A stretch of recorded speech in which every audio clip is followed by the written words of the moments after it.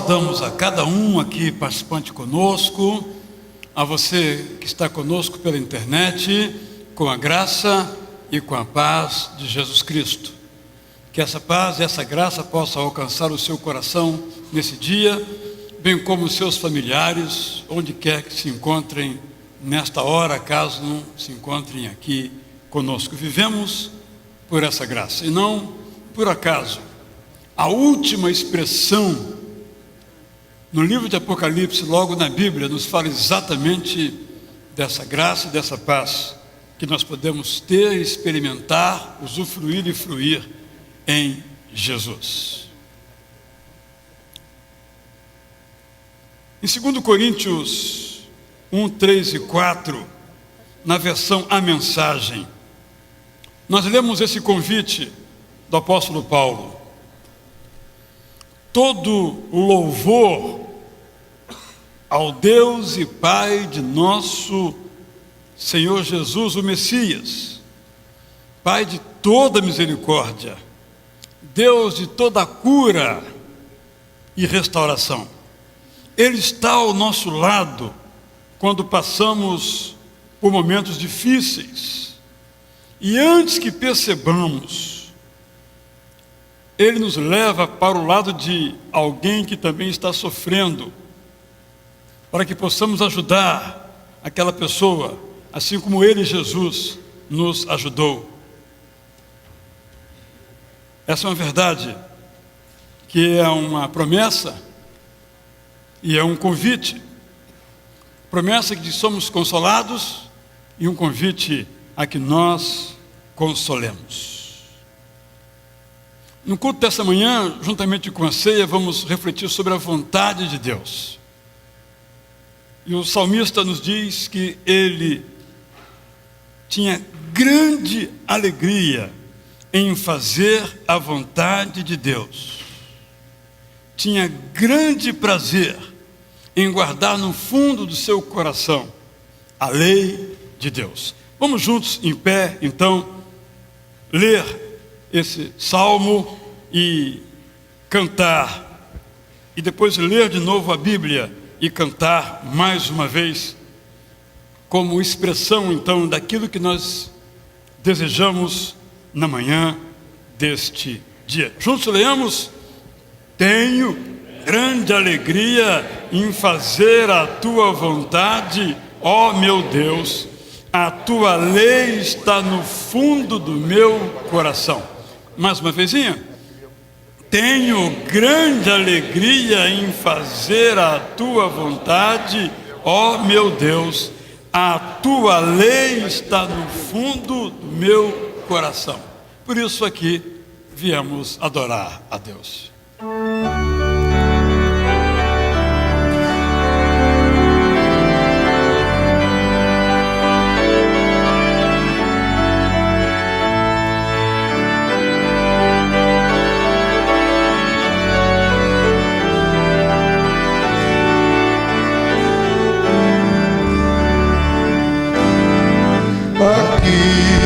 Viemos te adorar, ó Cristo,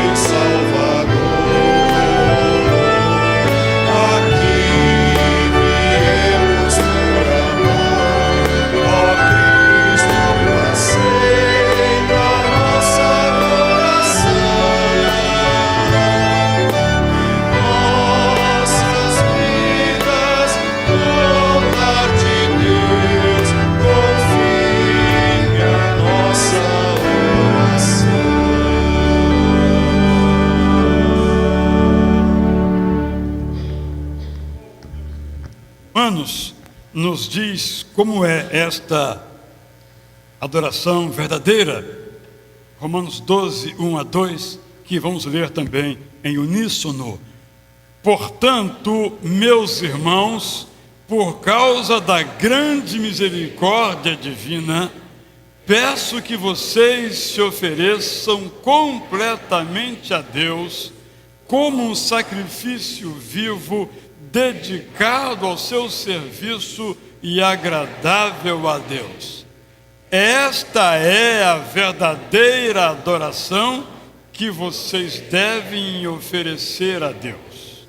Não vivam como vivem as pessoas deste mundo, mas deixem que Deus os transforme por meio de uma completa mudança da mente de vocês. Assim vocês conhecerão a vontade de Deus, isto é, aquilo que é bom, perfeito e agradável a Ele.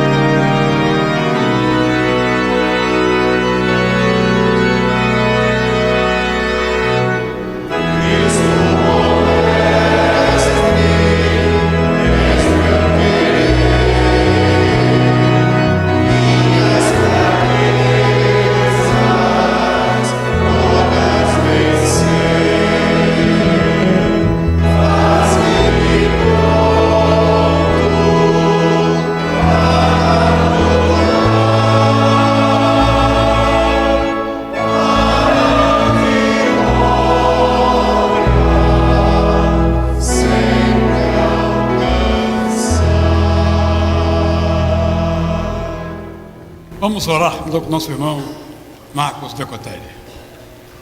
Pai nosso que estás no céu, como Pai, Senhor, Tu conheces a cada um de nós aqui, desde quando Tu nos formaste, Senhor, no ventre da nossa mãe. Nós te agradecemos, Senhor, porque Tu nos conduzes no nosso dia a dia, Tu nos conduzes no nosso levantar, no nosso deitar, nas nossas imperfeições. Até aí, Senhor, Tu nos conduzes, Senhor. Tu transformas, Senhor, as nossas dificuldades, Senhor, em vitórias. E que esse anelo que acabamos de cantar, Senhor, possa ser um anelo do nosso dia a dia. Amém, Senhor. Que possamos, Senhor, buscar sempre, Senhor, alcançar a vitória, Senhor. Que possamos, Senhor, estar sempre focados em Ti e certos de que Tu és o nosso Pai, que cuida de nós, que nos dá, Senhor, a vida, que nos dá, Senhor, a respiração, que nos dá toda a disposição de cada dia e nos renova através das Tuas misericórdias.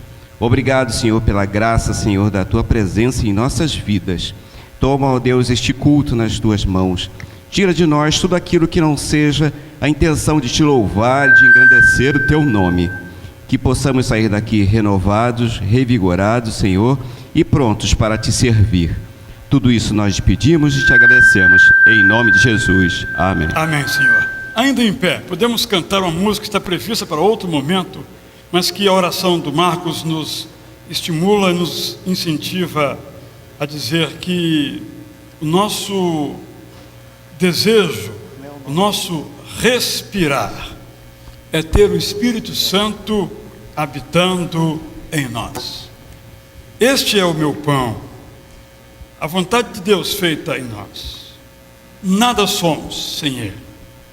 Estamos perdidos sem Ele. Cantaremos ainda em outro momento do culto, mas vamos cantar nesse instante como a nossa oração.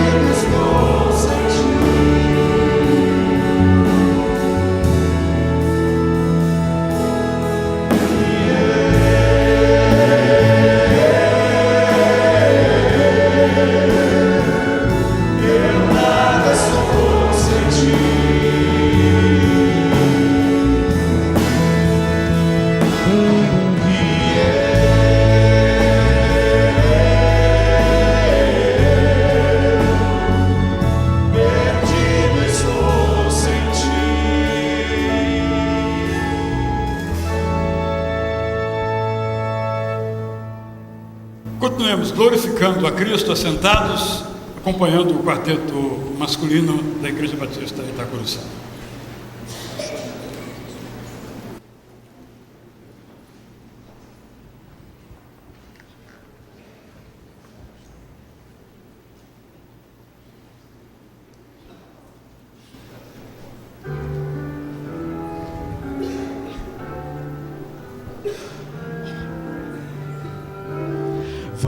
Vamos glorificar a Cristo. Vamos glorificar a Cristo. Vamos glorificar a Cristo. Pois outro igual não há. A liberdade achei em Cristo. Liberdade achei em Cristo. Liberdade achei em Cristo. Outro igual não há. Vamos glorificar a Cristo. Vamos glorificar a Cristo. Vamos glorificar a Cristo. Outro igual não há. Em Cristo há poder e glória. Cristo é poder e glória. Cristo é poder e glória. Outro igual não há. Se não há amor e graça, poder, conforto, poder, amor e glória, com dons vem louvor cantar ao meu Cristo. Cristo vem já, o grato louvor a Cristo. Comigo vem dar grato louvor a Cristo. Agora vem dar grato louvor a Cristo.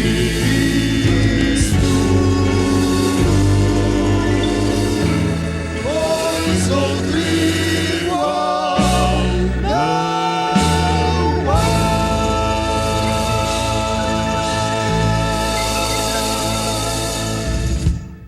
Então dizemos: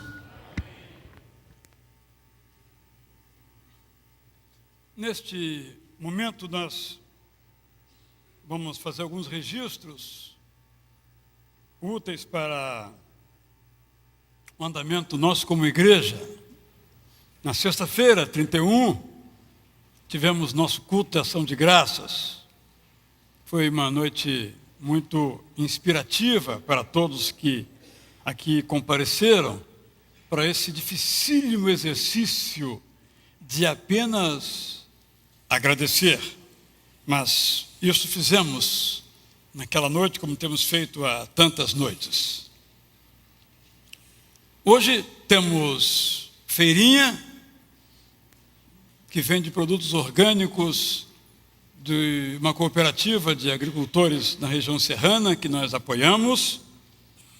E também teremos almoço ao final do segundo culto, que é uma promoção do coro masculino e uma produção do mesmo coro, visando levantar recursos para a viagem missionária que farão ao estado do Espírito Santo, como também já é uma tradição. Nós temos tido inúmeras oportunidades de ajudar e apoiar, e um dos projetos que nós apoiamos é o da Cristolândia, que já é um projeto espalhado em várias cidades do nosso país. Começou em São Paulo, depois veio para o Rio de Janeiro e está presente em várias cidades. E a junta não consegue, infelizmente, dar conta de tantas demandas, porque implica em retirar pessoas das ruas, pessoas que querem se recuperar. E temos então aqui esse projeto da Cristolândia, e que tem uma necessidade no momento específica, que é de um freezer. Há doações de alimentos, que às vezes têm que ser recusados, porque não há como guardar adequadamente. Então, se você se toca por esse assunto e quiser participar, você procura o nosso irmão Carlinhos, que é nosso, fique em pé mais uma vez aqui, do quarteto, sua esposa Arilda, e ver como você pode participar desse momento da vida ali do projeto Cristolândia. Nesse contexto das nossas contribuições, quero antes trazer uma palavra que não é nova, tenho repetido esse tipo de orientação, com relação ao uso do dinheiro. Eu sempre digo que me alegro muito por participar de uma igreja onde a gestão do seu dinheiro é transparente. E também onde a gestão do dinheiro é planejada, tanto na receita quanto na despesa.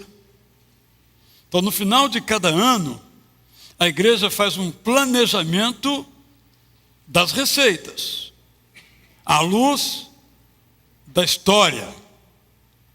E, ao mesmo tempo, ela faz um planejamento das despesas, à luz das despesas fixas e dos programas que cada ministério vai desenvolver. Este deve ser o modelo para as nossas famílias. Há muitos maridos que tratam a sua renda como um segredo de Estado. E há cônjuges, quando ambos trabalham, que um não sabe quanto o outro ganha.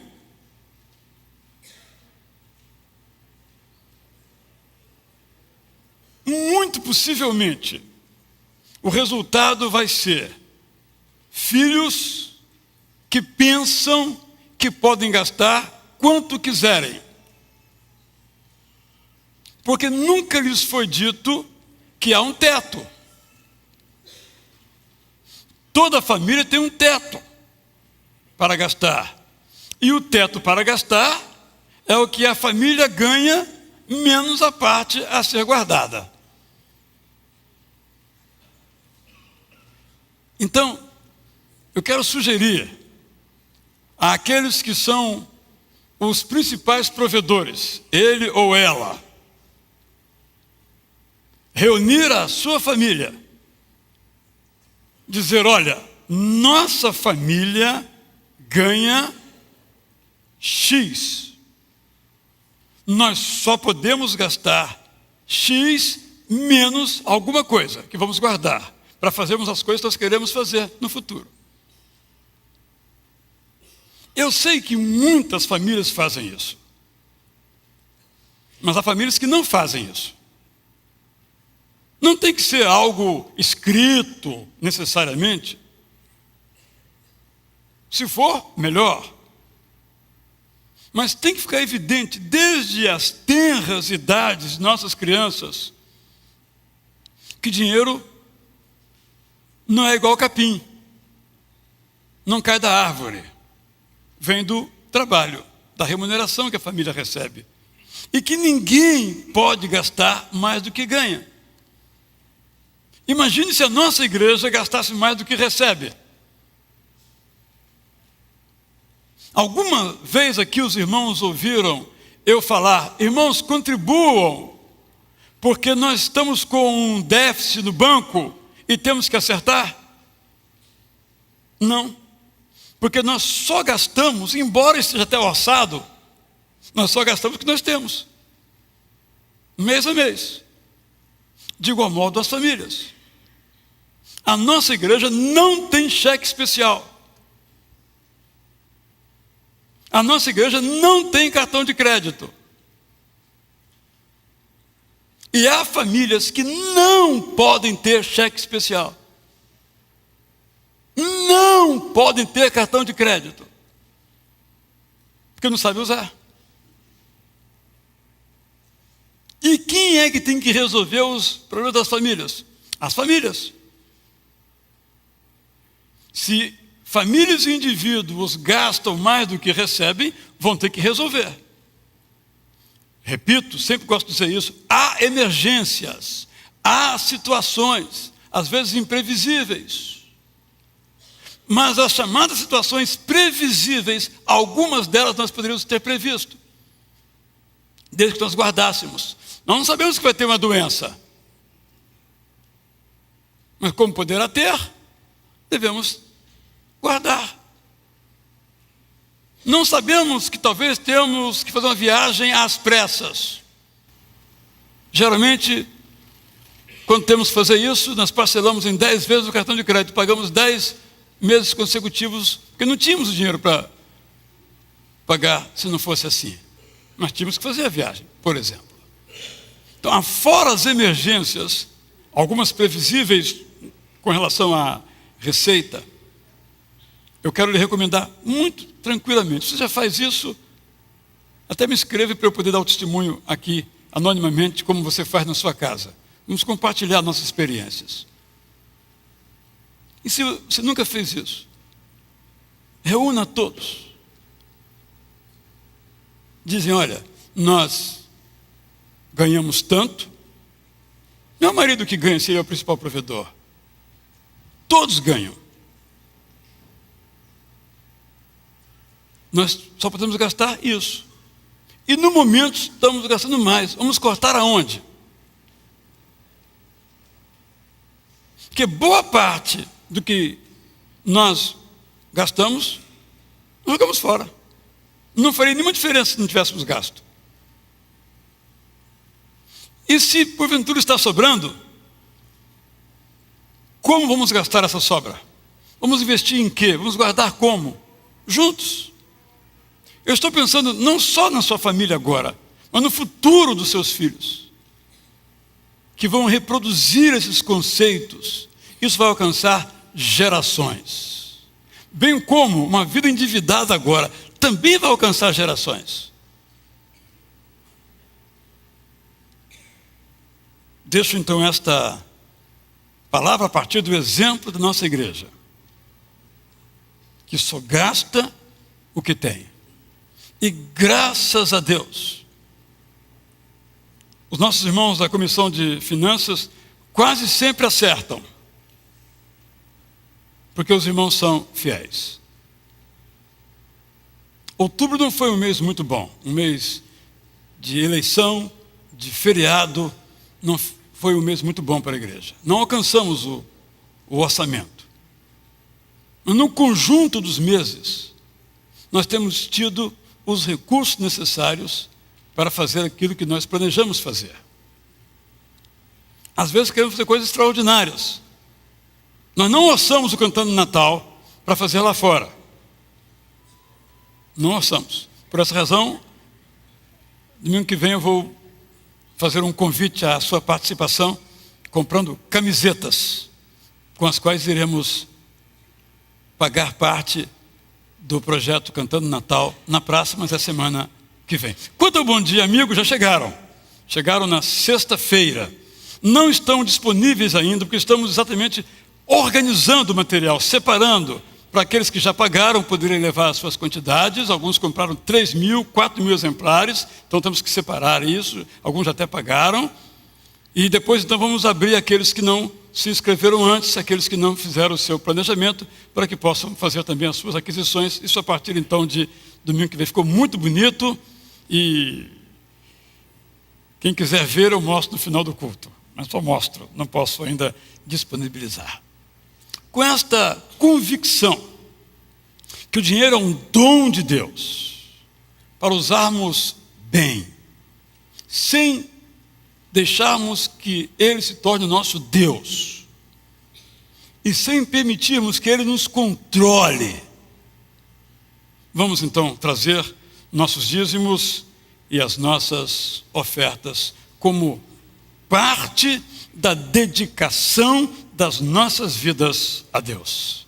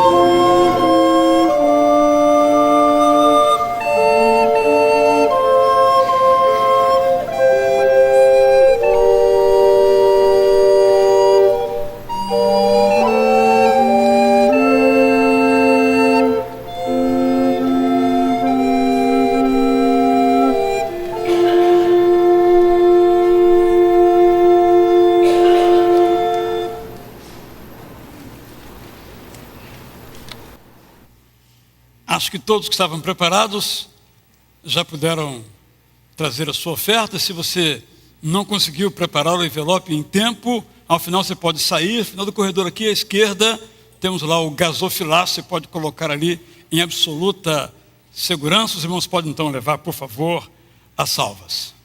Quero saudar então mais uma vez a todos os irmãos, nossos ouvintes pela internet, participantes, um na Alemanha, outros em nosso país, que temos todos uma continuada experiência de culto.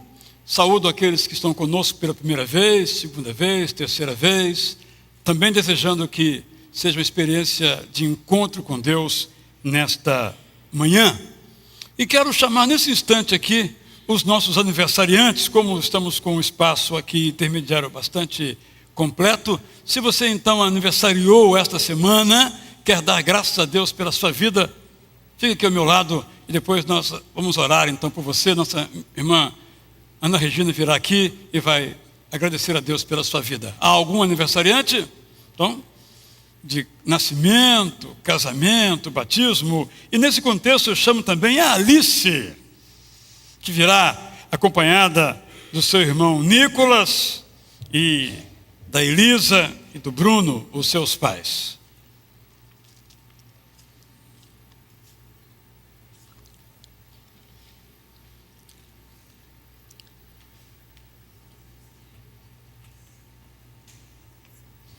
Vamos ter então nesta hora 2 momentos de oração. Vamos ficar em pé. Primeiramente a irmã Ana Regina vai orar pelos nossos aniversariantes. Aqui o casal, pelo jeito, aniversário de vida conjugal. Quantos meses quer dizer? Eu quis dizer 38 anos. Vezes 12 dá quanto? Não é bom nem contar em meses, né?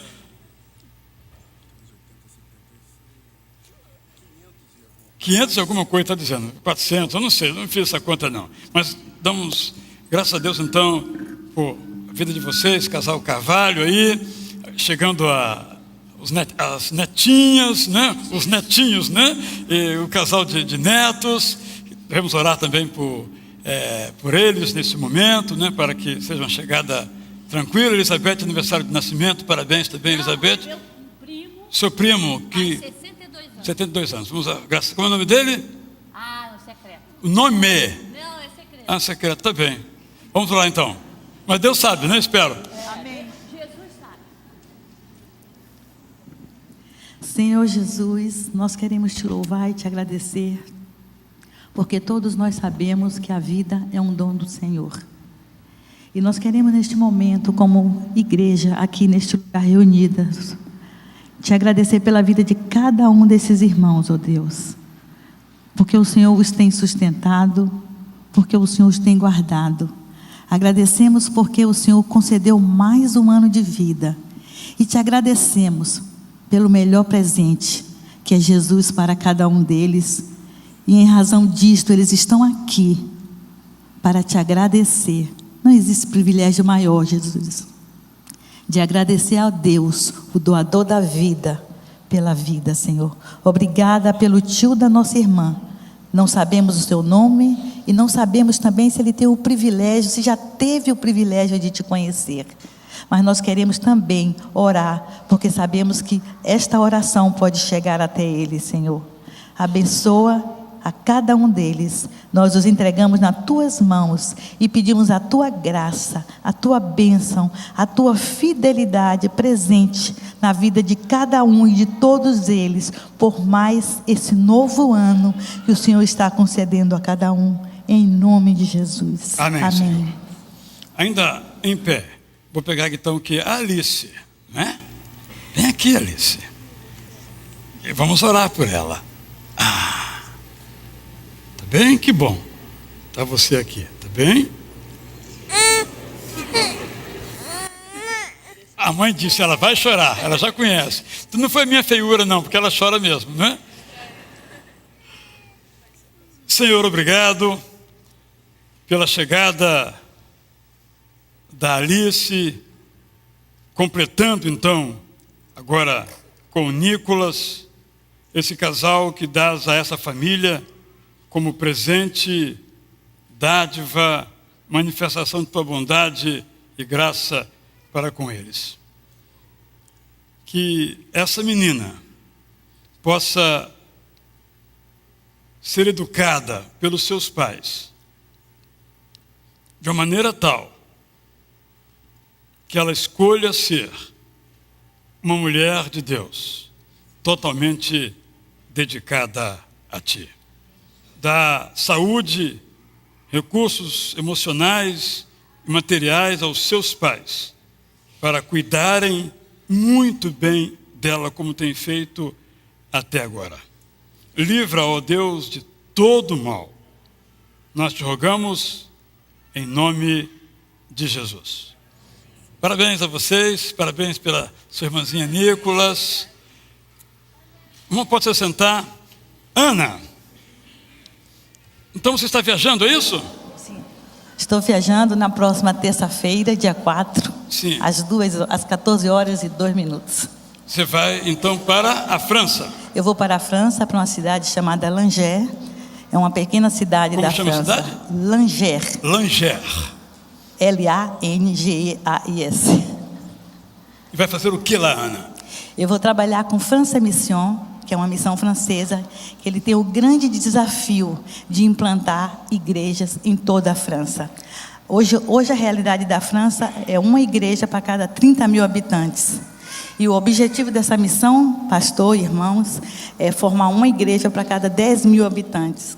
Então eu vou trabalhar com o pastor Rafael Eritrier, é um pastor suíço, sua esposa francesa, que estão nesse desafio, fazendo parte desse desafio de formar essa igreja lá. Que para mim também é para mim não, né? Para nós, enquanto igreja de Itacuruçá, porque eu estou indo enviada por vocês.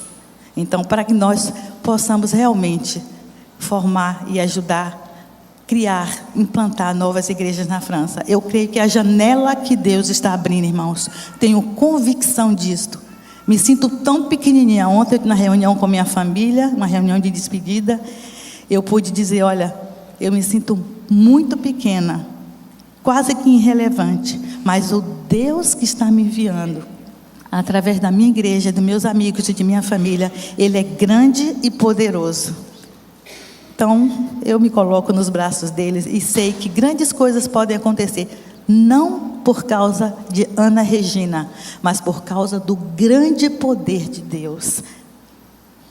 Ana, vamos orar por você agora. Vou chamar aqui o pastor Bruno para essa oração e rogar aos irmãos que orem pela Ana Regina.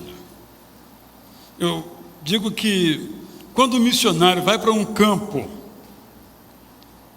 onde os resultados aparecem, a igreja fica animada, estimulada, até para contribuir financeiramente e orar. Mas quando o missionário, é o caso da Ana, vai para um campo em que os resultados se medem em unidades e não em dezenas ou centenas, como em outros campos, para o próprio missionário é muito difícil. Muito difícil. E até para a igreja também é muito difícil. Porque parece que não está valendo a pena. Aos nossos olhos. O primeiro missionário que veio para o Brasil, dos Estados Unidos, norte-americano, voltou sem nenhum resultado. Imagine se a Convenção Batista Sul dos Estados Unidos, por causa disso, não mandasse mais ninguém. Graças a Deus que, apesar disso, mandou.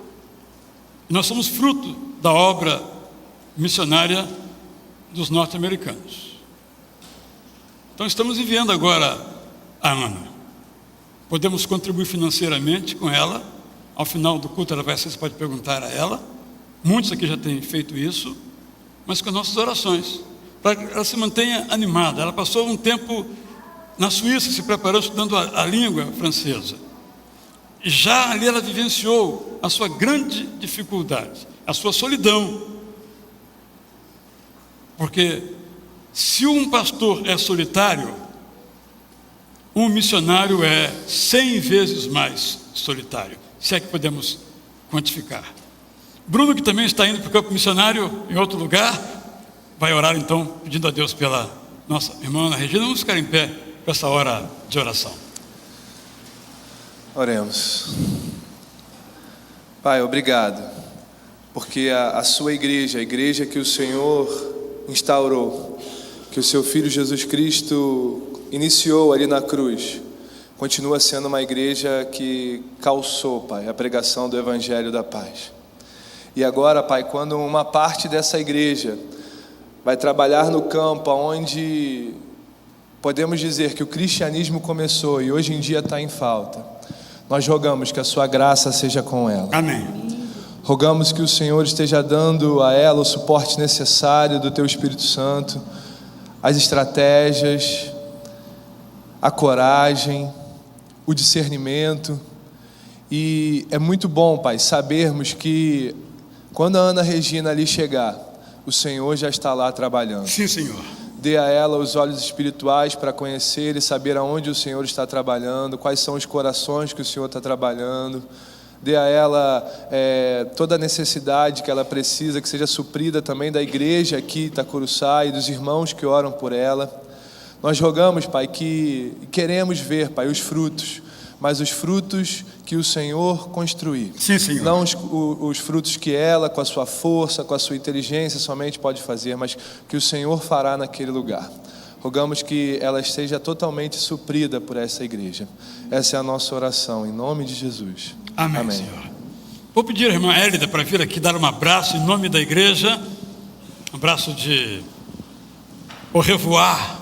Oh, au revoir, ma soeur.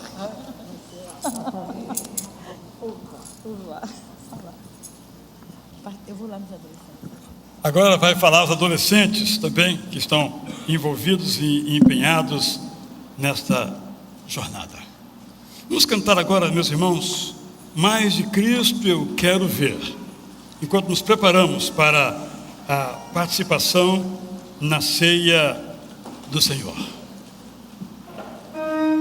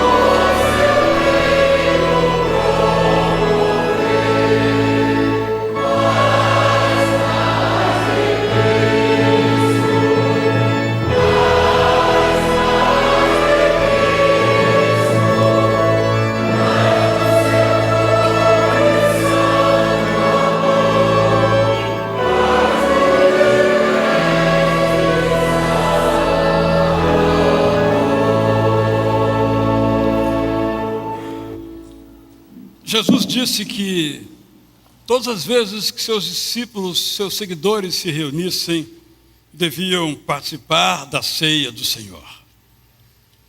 Hoje pela manhã, eu acordei com esse pensamento, acordei hoje muito cedo, e fiquei imaginando o lugar da ceia do Senhor na vida dos primeiros cristãos.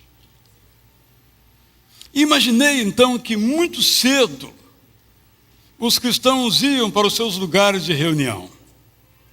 Não havia templos, eram casas, às vezes esconderijos, mais adiante também isso acontece. Mas, sobretudo, eu fiquei imaginando a expectativa daqueles irmãos para a hora da celebração da ceia do Senhor. Viviam num ambiente hostil. Viviam numa condição de rejeitados, marginalizados ou perseguidos. Viviam numa sociedade que no domingo não parava de trabalhar porque era um dia como qualquer outro dia. Mas tinham nos seus corações a convicção de que formavam, embora em pequenos grupos, nos vários lugares onde se reuniam, a comunidade do ressuscitado. A ceia do Senhor não era um instante de tristeza, era um instante de alegria. Infelizmente, passando algum tempo, algumas pessoas começaram a abusar desta hora. Começaram a se embriagar na hora da ceia. Porque eram cálices grandes. Geralmente, a ceia do Senhor acontecia como parte do ágape, da refeição comunitária. E como última parte dessa refeição, os cristãos então tomavam a ceia. E infelizmente alguns naquela hora estavam bêbados. E infelizmente também durante aquela refeição alguns exerciam o seu alto teor de egoísmo. Esse ágape era uma espécie de junta-panelas. Cada um levava uma parte da sua casa. E infelizmente alguns levavam comidas caras para si e suas famílias. E os outros ficavam olhando aqueles pratos. Como a gente às vezes no restaurante pede um bife com ovo, não é? E alguém pede um prato sortido de camarão, fica só olhando o cheiro, não é verdade? Faziam isso lá. Então Paulo diz, olha, cada um examine-se a si mesmo. Se está bêbado, não participe. Se durante o ágape você foi altamente egoísta, não participe. Este é o contexto do examine-se a si mesmo. Desde então, essa celebração, que é celebração, é exaltação, é extravasamento, é alegria, por essas corrupções, não pelo propósito original, essa ceia acabou sendo um momento de tristeza. Um momento de introspecção que é necessário.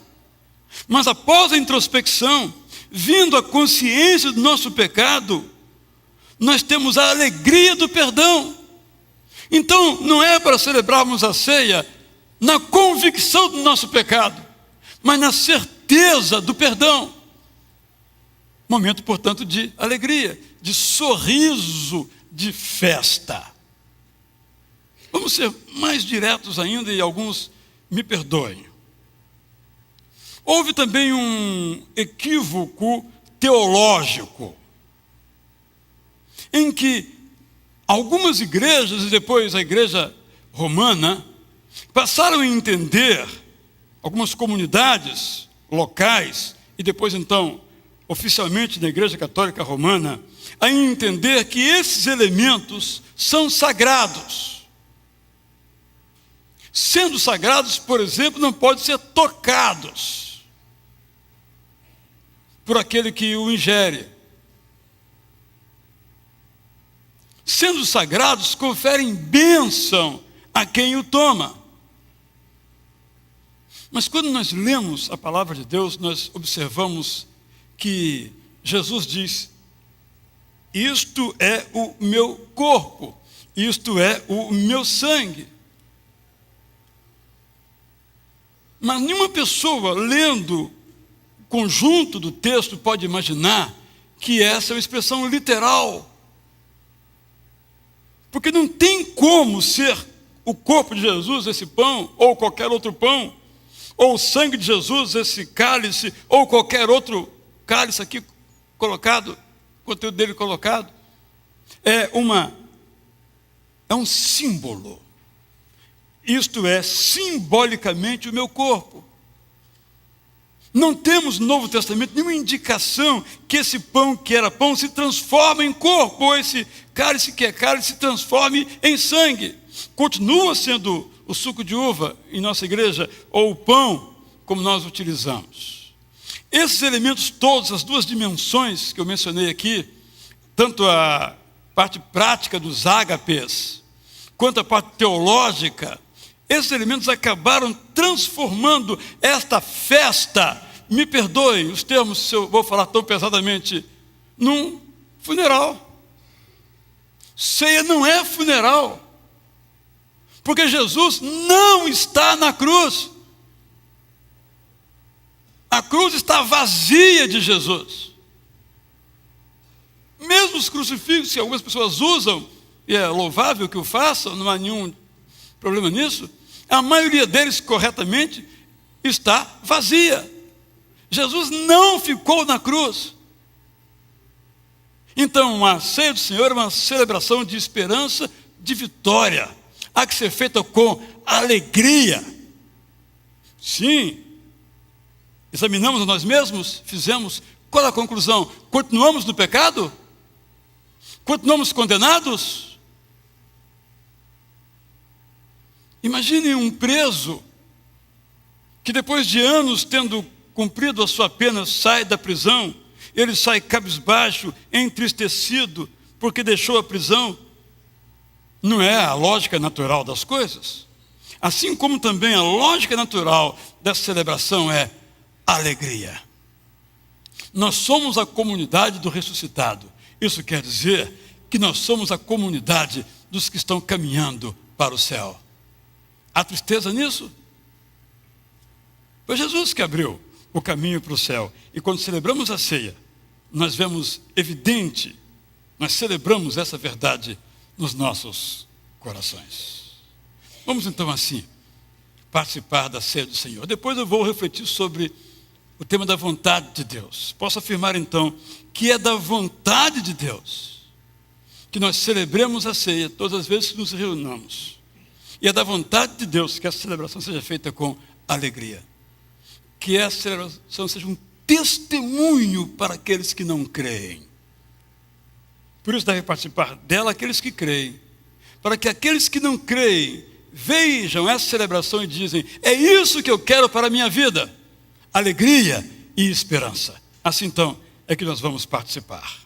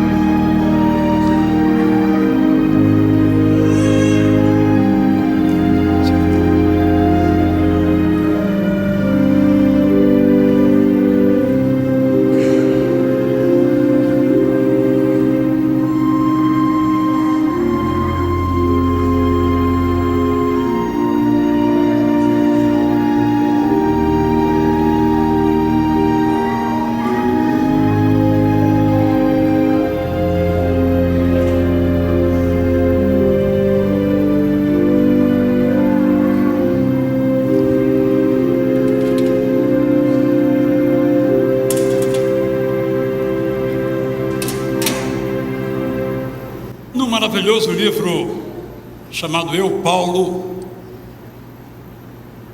Walter Wangerin, imaginam como eram as igrejas apostólicas. Um grupo de pessoas, 10, 15, 20 pessoas no máximo, reunidas numa casa.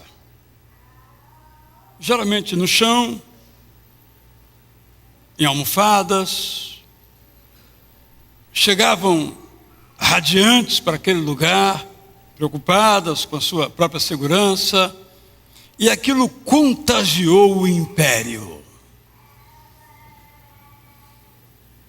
Estou dizendo isso porque ninguém contagia a sociedade com tristeza. Aquele grupo, ou aqueles grupos, contagiaram o império pelo dinamismo da sua fé, pela força da sua esperança, pela alegria estampada nos seus corpos e mentes. Precisamos manter vivo esse princípio da celebração quando nós nos reunimos para tomar a ceia do Senhor. Que motivos temos para estar alegres? Principal, Jesus morreu por nós e vai voltar para nos buscar. Mas tantos outros, somos confortados em nossas aflições. E tantos outros, temos a companhia de Deus em nossos projetos, em nossas atividades, em nossas ações. Tantos outros que eu posso mencionar individualmente, que você também pode fazer isso individualmente. Quais são os seus motivos para estar alegres diante do pão e do cálice?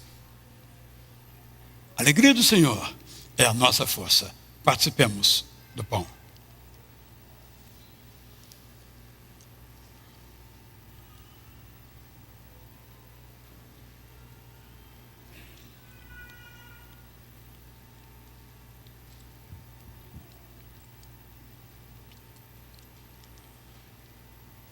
Em todas as culturas, inclusive na bíblica, o vinho é símbolo de alegria.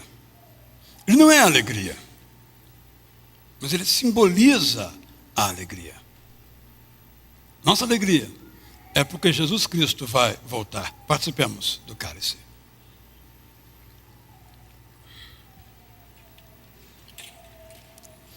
O quarteto vai cantar agora que foi assim. Vai nos recordar um pouquinho do que foi a história que nos permite hoje essa reunião festiva, essa celebração, a celebração da ceia do Senhor.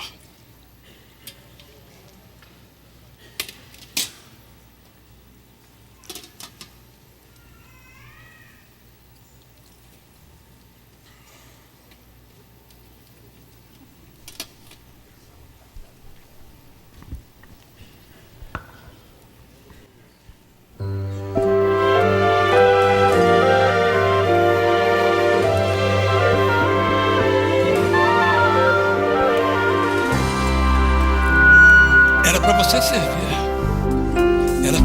Em tristezas eu vivia, o amanhã me era escuro, não sabia onde meu pensamento pôr, mas em toda a provação Jesus proveu consolação, pois meu viver tornou mais forte o coração.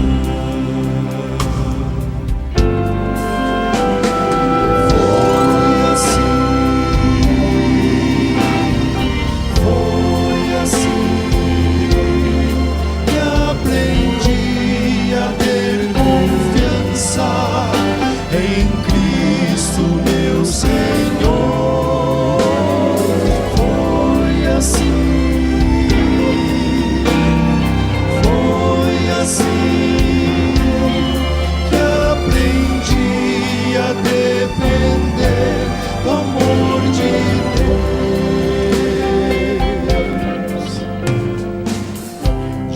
triste tenho visto, gente humilde sem abrigo, gente só sem lar, sem fé, sem paz e amor. Mas em meio à solidão, em Cristo achei a solução, pois meu viver tornou mais forte o coração.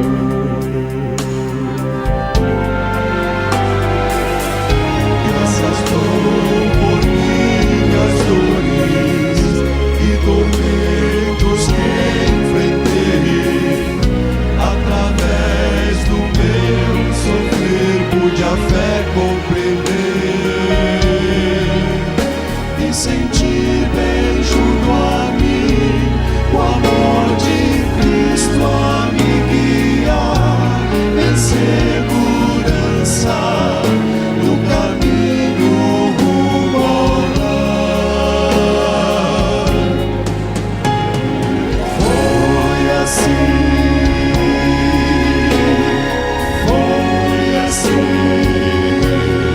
que aprendi a ter confiança em Cristo meu Senhor. Foi assim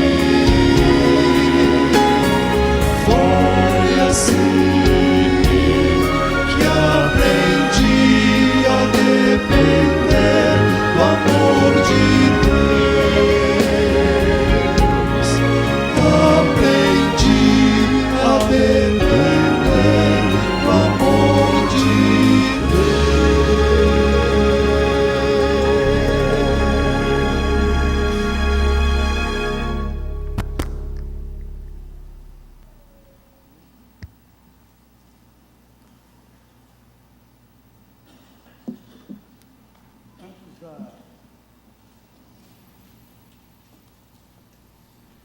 Reflexão que faremos, quero saudar um participante do nosso culto da Bósnia e Herzegovina, nem sei pronunciar direito a palavra, Bósnia e Herzegovina, conosco participando. Não tenho a menor informação do que quem seja. Isso nos alegra muito podermos saber que em Sarajevo há alguém conosco nesta hora participando. Jesus, temos feito isso no contexto de nossas celebrações da ceia, nos ensinou a orar e deixou como exemplo para que nós aprendêssemos a orar e repetíssemos a oração do Pai Nosso. Temos repetido essa oração e numa das suas frases nós lemos o seguinte: seja feita a tua vontade. Eu quero então me deter, falando um pouquinho sobre o que é a vontade de Deus. Eu estou certo que há muitas expressões que nós utilizamos que têm diferentes significados. Já mencionei, por exemplo, a palavra fé. Fé na Bíblia significa crença em Jesus e submissão a Ele como Senhor e Salvador. Mas fé também significa confiança de que Ele fará aquilo que prometeu fazer. Fé também é ver aquilo que Deus ainda vai fazer. Tudo numa só palavra, que dependendo então do contexto dessa palavra, pode significar uma coisa ou outra. A mesma coisa com a vontade de Deus. Há pelo menos 6 significados para esta palavra. Vou mencionar os adjetivos rapidamente e vou me deter em alguns nesta manhã. Vontade de Deus é a vontade naturalizada, que se expressa então nas leis e regras do mundo físico e social. Vontade de Deus é uma vontade permissiva, em que Deus atua não diretamente, mas indiretamente. A vontade de Deus é impositiva, com os mandamentos que nos deixa para uma vida santa. A vontade de Deus é interventiva, quando Ele interrompe o curso de alguma coisa para trazer uma libertação. A vontade de Deus é propositiva, quando nos oferece o seu desejo. E a vontade de Deus é diretiva, quando nos leva à realização de algum propósito dele. Eu sei que vocês não anotaram, não se preocupem. Só quero dizer então que é importante que nós tenhamos isso em mente. Então, quando Jesus diz, orem assim, seja feita, Pai, a tua vontade. Que vontade é esta?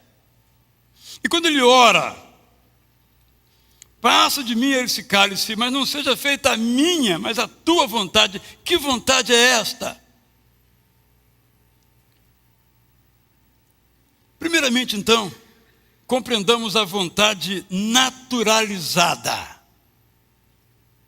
O Salmo 19, 1 e 2, que nós conhecemos, afirma que os céus declaram a glória de Deus, o firmamento proclama a obra das suas mãos.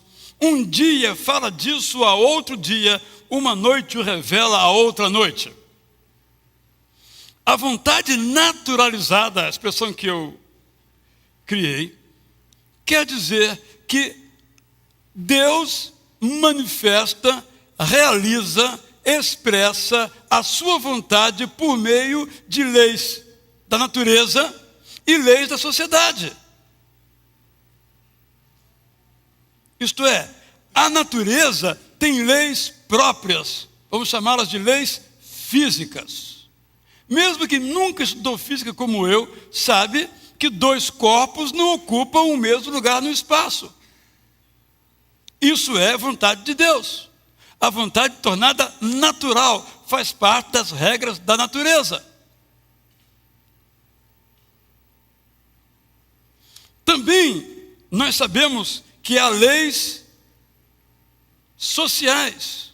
Isto é, quase sempre nós plantamos algo e colhemos algo. Às vezes as coisas saem da regra, mas a regra é essa: planta e colhe. Planta coisas boas, geralmente colhe coisas boas. Planta coisas ruins, geralmente planta coisas ruins. Deus não tem que interferir direta e pessoalmente para que essas leis funcionem. Porque essas leis funcionam independentemente de Deus agora. Porque Ele já as inoculou, já as inculcou, já as introduziu na natureza, no cosmos e na vida social. Por essa razão, uma noite, um dia, fala disso a outro dia. Uma noite, fala disso a outra noite. Deus não precisa soprar no dia, agora fale isso. Na noite, agora fala isso. Naturalmente, usando a categoria poética aqui, isso acontece.